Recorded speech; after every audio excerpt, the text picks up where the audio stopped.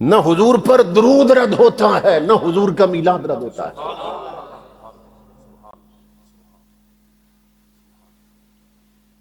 یہ دو چیزیں کبھی رد نہیں ہوتی. بلکہ سیدنا فاروق اعظم رضی اللہ تعالیٰ عنہ، آپ نے تو ایک اشارہ دیا، گر کی بات بتا دی. فاروق اعظم نے بڑی پتے کی بات بتائی.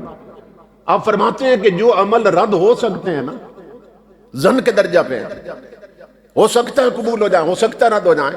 فرمایا جو عمل رد ہو سکتے ہیں، لوگوں اگر چاہو کہ وہ بھی رد نہ ہوں، تو فرمایا ان عملوں کے آگے پیچھے مصطفیٰ پہ درود پڑھ لیا کرو.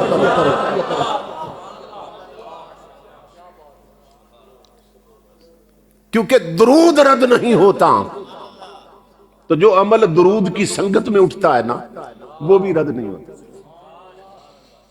یہی وجہ ہے آپ کسی بھی شیخ سے، کسی بھی عالم سے آپ کوئی وظیفہ پوچھتے ہیں نا،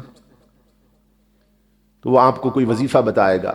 بیمار ہے، شفا کے لیے کوئی وظیفہ پوچھ لیا، تنگ دستی ہے، فراخ دستی کے لیے کوئی وظیفہ پوچھ لیا، کوئی پریشانی ہے، تو جب بھی کوئی وظیفہ پوچھتے ہیں آپ کسی سے، تو وہ آپ کو یہ ضرور کہتا ہے کہ اس وظیفے کے نا آگے پیچھے 3 بار 11 بار یا 41 بار اپنے نبی پہ درود پڑھ لینا.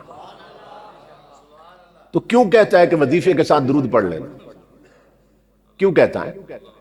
اس لیے کہتا ہے کہ درود کبھی رد نہیں ہوتا.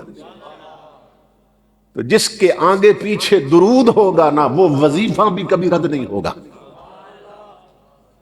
تو نہ حضور کا میلاد رد ہوتا ہے اور نہ حضور پہ درود رد ہوتا ہے.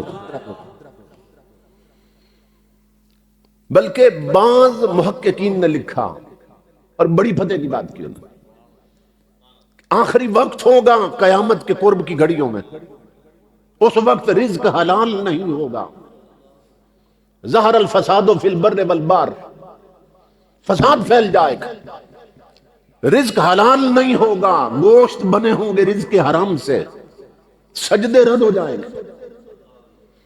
رزق حلال نہ ہونے کی وجہ سے زکوٰۃ رد ہو جائے گی، حج رد ہو جائیں گے. کہتے ہیں قرب قیامت کی گھڑیوں میں صرف ایک عمل ہوگا جو کبھی رد نہیں ہوگا، وہ مصطفیٰ پہ درود ہوگا.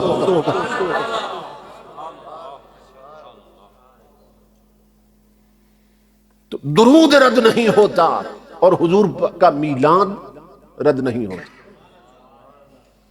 اب کوئی سوال کر سکتا ہے آپ پر، یا آپ کے اپنے ذہن میں سوال آ سکتا ہے کہ بتائیے کہ میلاد رد کیوں نہیں ہوتا، نماز رد کیوں ہو سکتی ہے، درود رد کیوں نہیں ہوتا، زکوٰۃ اور حج رد کیوں ہو سکتے ہیں؟ اس کا جواب سن لیں. اللہ رب العزت ہمیں نماز کا حکم دیتا ہے، وہ خود نماز پڑھتا ہے.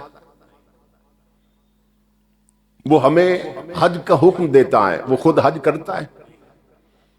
وہ ہمیں زکوٰۃ کا حکم دیتا ہے، خود زکوٰۃ دیتا ہے.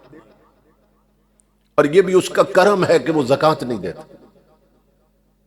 اللہ کا یہ فضل ہے کہ وہ زکوٰۃ نہیں دیتا. مولا ہمیں حکم دیتا ہے زکوٰۃ دو جو صاحب نصاب ہے، تو خود زکوٰۃ کیوں نہیں دیتا؟ فرمایا زکوٰۃ حساب سے دی جاتی ہے. فرمایا بندو یہ کام تم کرو جو حساب سے دینی ہے. زکوٰۃ دی جاتی ہے حساب سے، میں زکوٰۃ نہیں دیتا ہوں، میں یار کے غلاموں کو بے حساب دیتا ہوں.